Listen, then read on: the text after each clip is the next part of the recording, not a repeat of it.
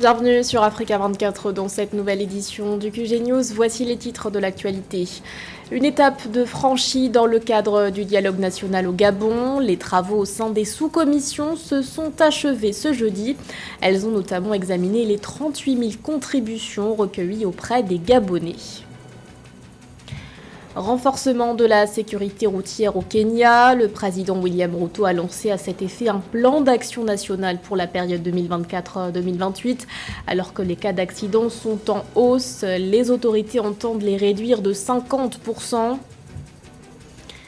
Et puis le FEMUA est de retour pour une 16e édition en Côte d'Ivoire. Le programme a été dévoilé ce mercredi.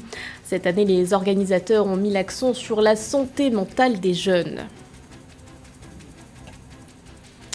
Mais tout d'abord, le Kenya endeuillé après un tragique accident d'hélicoptère. Un accident survenu dans le comté de Elgeyo Marakwet à l'ouest.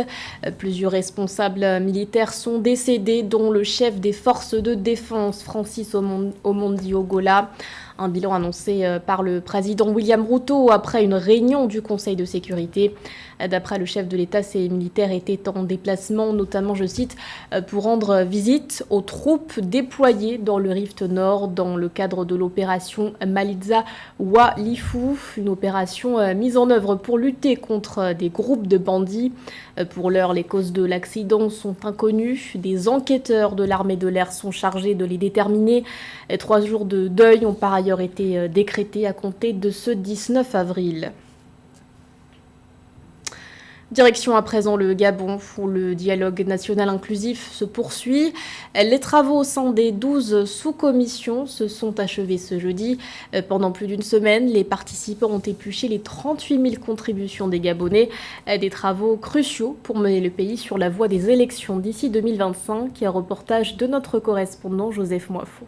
Bâtir ensemble un idéal commun, c'est le leitmotiv des 600 participants au dialogue national inclusif. Ce 18 avril marque la fin des travaux au sein des sous-commissions entamées le 8 avril 2024. Il a fallu 10 jours aux commissaires et délégués pour mener les travaux de réflexion et discussion approfondie autour des problématiques soulevées par les populations du Gabon. Ceci dans le but de trouver des solutions aux 38 000 contributions déposées. Nous sommes en train d'arriver aujourd'hui au terme de la seconde phase de ce dialogue national inclusif. Nous avons engagé déjà dès ce matin ce qu'on peut appeler les plénières des sous-commissions et des commissions. Après cette seconde phase qui était consacrée à l'analyse des thématiques issues de l'ensemble des 38 000 contributions du peuple gabonais, les organisateurs et les membres se disent satisfaits d'avoir examiné toutes les préoccupations liées à leur sous-commission. Nous avons senti que chacun voulait se rendre utile pour participer à la restauration non seulement des institutions, mais aussi à la restauration des hommes et des comportements et des attitudes pour que, au terme de nos analyses ici à Ngondje, le Gabon ait un nouveau visage tout rayonnant et resplendissant. Les commissaires ou encore les participants qui ont pris part ont une envie vraiment qu'il y ait un changement, qu'il y ait une nouvelle constitution. Les Gabonais aspirent à un changement, ils veulent des nouvelles lois, une nouvelle constitution, un changement aussi au niveau du comportement, si vous voulez une restauration. Donc vraiment, en 10 jours, je peux dire vraiment que le bilan est satisfaisant. Dès ce 19 avril et ceci jusqu'au 21 avril, débuteront au sein des sous-commissions et commissions l'élaboration puis la validation des rapports des travaux. Du 24 au 25 avril est prévue une plénière restreinte pour l'adoption des rapports des commissions. Du 25 au 27 avril aura lieu les travaux de la plénière générale pour l'adoption du rapport final. La cérémonie de clôture du dialogue national inclusif, quant à elle, est prévue pour le 30 avril 2024. L'actualité nous emmène également dans le nord-est de la République démocratique du Congo, où une quinzaine de personnes sont décédées cette semaine. D'après une source locale, elles ont dans un premier temps été kidnappées entre le 15 et le 16 avril. Un drame attribué au groupe armé Codeco, la coopérative pour le développement du Congo. Les assaillants ont pris pour cible plusieurs villages du territoire de Djougou en Ituri. Cette information survient alors que la visite du haut-commissaire des Nations Unies aux droits de l'homme, Volker Turk, s'est achevée ce jeudi. Visite durant laquelle il a appelé l'État à investir dans la gouvernance de l'Est. Le Kenya dévoile sa stratégie pour limiter les accidents de la route. Le président William Ruto a récemment lancé un plan d'action national pour la sécurité routière. Objectif affiché, réduire les accidents de l'ordre de 50%. Pour l'atteindre, les autorités ont ciblé 8 points prioritaires. Les détails avec Mildred Yamou. 3500 personnes en moyenne décèdent chaque année dans des accidents de la route au Kenya, selon les données du ministère des Transports. Entre janvier et début avril 2024, plus de 7000 Kenyans ont été impliqués dans des accidents de la route. La National Transport and Safety Authority indique que de ce nombre, 1214 personnes en sont décédées, soit une augmentation de 5% en glissement annuel. Pour y faire face, le président William Ruto a dévoilé le 17 avril 2024 à Nairobi un plan d'action national pour la sécurité routière couvrant la période 2024-2028. Nous avons 20 000 personnes hospitalisées en raison de différents types d'accidents de la route. Même si nous continuons à étendre la portée de nos routes, nous reconnaissons le besoin urgent de prendre des mesures efficaces pour améliorer radicalement la sécurité routière et réduire considérablement la fréquence des accidents de la route, des décès et des blessés. L'autorité routière indique que 90% des accidents de la route dans le pays résultent principalement de l'excès de vitesse, de la mauvaise conduite et de la conduite sous l'influence de l'alcool ou de la drogue. Le plan stratégique quinquennal du chef de l'État William Ruto est axé sur 8 domaines prioritaires, notamment le financement de la sécurité routière, les normes de sécurité des véhicules, l'application des lois et l'éducation. Le programme vise à réduire de 50% les accidents de la route d'ici un an.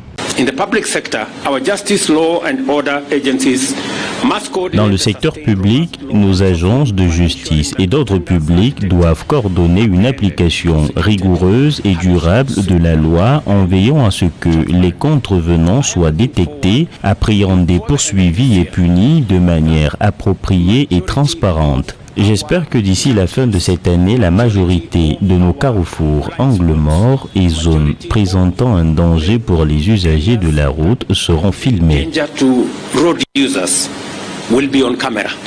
Le président William Ruto envisage désormais des mesures sévères contre ceux qui enfreignent le code de la route. Le chef de l'État kényan a déclaré que les mesures de sécurité routière seront renforcées, notamment l'adoption de technologies modernes pour améliorer la surveillance des infractions au code de la route, la lutte contre la corruption parmi les agents de police routière et l'introduction d'amendes instantanées. Dans le reste de l'actualité, il est baptisé Evicol-S. C'est le nom du nouveau vaccin contre le choléra qui a reçu la préqualification de l'OMS. L'UNICEF évoque une innovation importante. Il s'agit en réalité d'une formule simplifiée d'Evicol+, une formule qui permet donc aux fabricants de produire davantage de vaccins plus rapidement et à moindre coût, selon l'UNICEF. Une bouffée d'oxygène pour les pays les plus touchés dans la mesure où une recrudescence inquiétante du choléra a été constatée depuis 2021 à l'échelle mondiale. Cette année, le stock mondial de vaccins anticolériques oraux devrait se chiffrer à 50 millions de doses, un stock bien plus important que celui de 2023, estimé à 38 millions. Direction à présent la Côte d'Ivoire qui abritera prochainement le Festival des musiques urbaines d'Anoumabo, une 16e édition prévue du 14 au 19 mai prochain. Cette année, le FEMU entend sensibiliser sur la santé mentale des jeunes, une sensibilisation qui se fera notamment autour d'ateliers ou encore de conférences. Les précisions de Marie-Roger Kouao. En Côte d'Ivoire, selon un rapport de l'Organisation mondiale de la santé, entre 2008 et 2011, 12 à 29% des enfants et adolescents de 5 à 15 ans souffrent de troubles mentaux et près de 50% de ces troubles infanto-juvéniles persistent jusqu'à l'âge adulte. La santé mentale reste un sujet complexe et souvent négligé. Devenu désormais une institution, le Festival des musiques urbaines d'Anoumabo se veut pour sa 16e édition être un sensibilisateur de cette thématique qui gangrène la société ivoirienne et africaine. On a le raccourci de dire oh, ce sont des fous. Il ne faut pas écouter ce qu'ils disent. Or, souvent, ils ont besoin seulement d'entendre des mots, ils ont besoin d'entendre des choses qui pourraient être thérapeutiques pour guérir. Parce que ce n'est pas seulement une maladie qui touche la santé physique, mais même psychologiquement, ça peut être un obstacle pour cette jeunesse-là qui aujourd'hui est en train de se prendre en main. Le FEMUA joue un rôle essentiel dans la sensibilisation aux questions sociales et environnementales en Côte d'Ivoire. Les éditions de ce festival facilitent une collecte de fonds destinés à des causes spécifiques telles que l'éducation, la santé ou l'environnement. Pour ce 16e rendez-vous lancé le 17 avril 2024, la Guinée-Bissau est accueillie au rang de pays invité d'honneur. Nous promettons participer avec nos artistes musiciens de la Guinée-Bissau pour partager notre culture. Et à travers de la culture, comme vous le savez, on peut renforcer les liens culturels, sociaux avec le peuple frère de la Côte d'Ivoire. Devenu en Côte d'Ivoire un rendez-vous incontournable de la musique, le FEMUA, qui réunit des centaines de milliers de spectateurs, va étendre ses limites dans le nord du pays avec 5 concerts à Abidjan et Fès-Késédougou.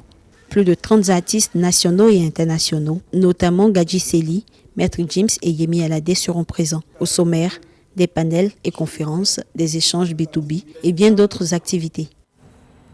Un mot de sport à présent avec la Zambie qui défendra l'Afrique lors du tournoi de football féminin des Jeux Olympiques de Paris.